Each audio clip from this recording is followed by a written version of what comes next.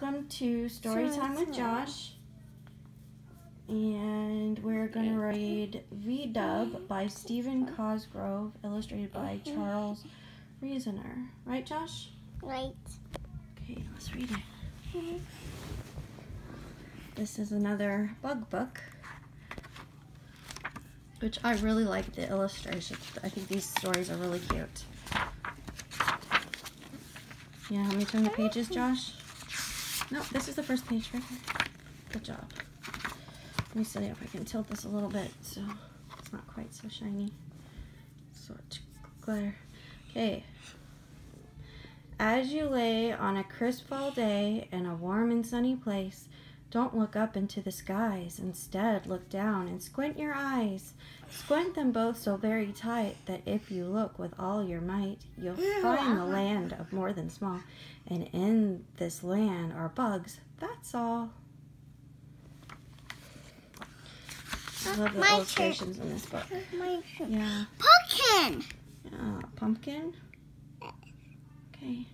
Scoot back a little bit, Joshy. Okay.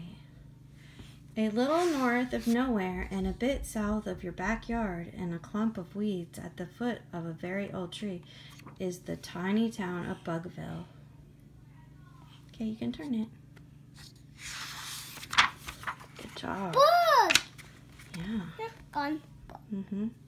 On the outskirts of Bugville, in a house that is a book, or is it a book that is a house, lives a young bug named Bee-Dubb. Every school day morning, Bee-Dubb is up at 7. He gets his morning newspaper, and at 7:45 he walks to the Bugville school. Yeah, school. One morning, just as he was halfway between his house and the school, Bee-Dubb noticed the leaves fluttering and heard a whistling like the wind before a storm. He started to hide under a leaf, but before he could take a step, it began to pour. It didn't pour rain or sleet or snow. It began to pour garbage. All sorts of junk came falling through the air.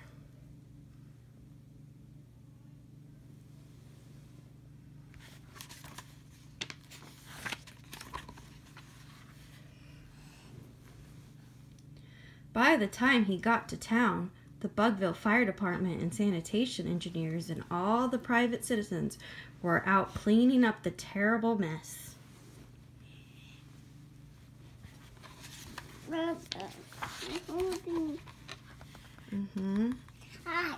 You're hiding? Okay. But just when the bugs had finally gotten their town cleaned up, it started to pour again. Coffee grounds, broken bottles, old lettuce leaves, all came in a huge bombardment. The bugs were naturally upset.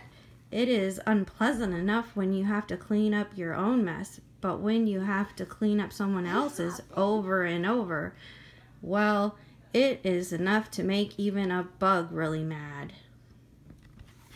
Mom? What happened? Yeah. Okay. That evening, all the bugs in Bugville met at the city hall. They jumped and hopped and flitted around, buzzing and humming and whirling. They were all furious, especially Mayor Bugwig. The mayor called the meeting to order. "Fellow bugs," he said, "our town is becoming a dump. This litter falling from the sky must stop." "Yes, yes," shouted the bugs, "but what shall we do?" Said the mayor. "We must all buckle down and think of something."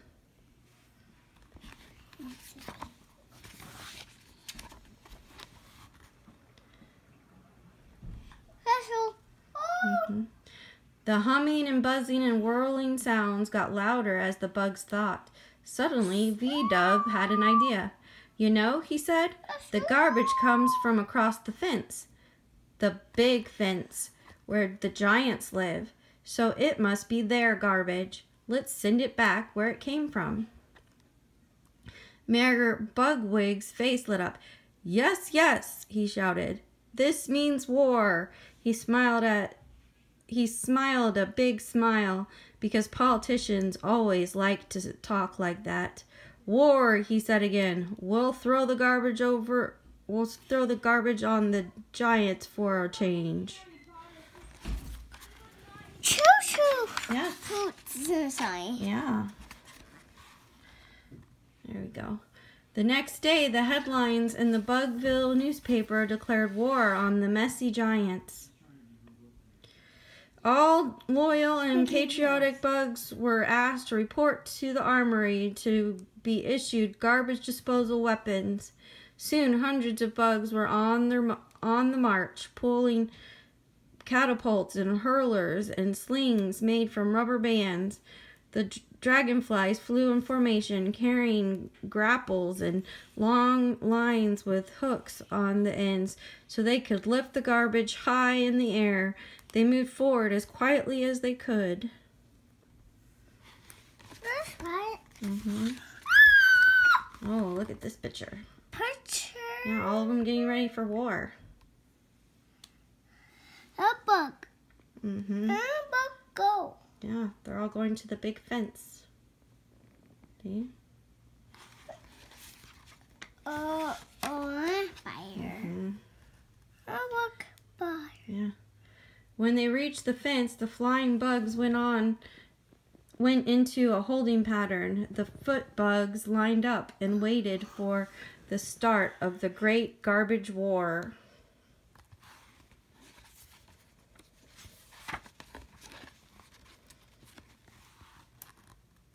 When Mayor Bugwig was sure his tiny army was ready, he waved the Bugville flag. Then, like a great wave crashing on the shore, the garbage and litter whooshed over the fence and landed in the giant's backyard.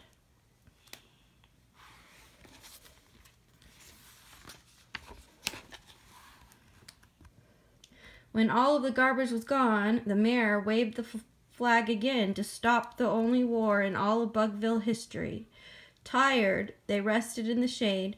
Once again, more than small was spick and span and neat and shiny.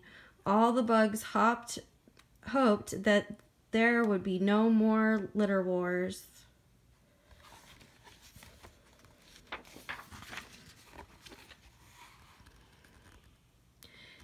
If some junk flies over the fence and you say, it makes no sense, maybe it's bugs, you laugh and grin. Maybe, but probably it's just the wind. The end. Say bye. Bye, Mayor. You just say bye? Bye. Hey, look at me. You be silly? Yes. Being grumpy?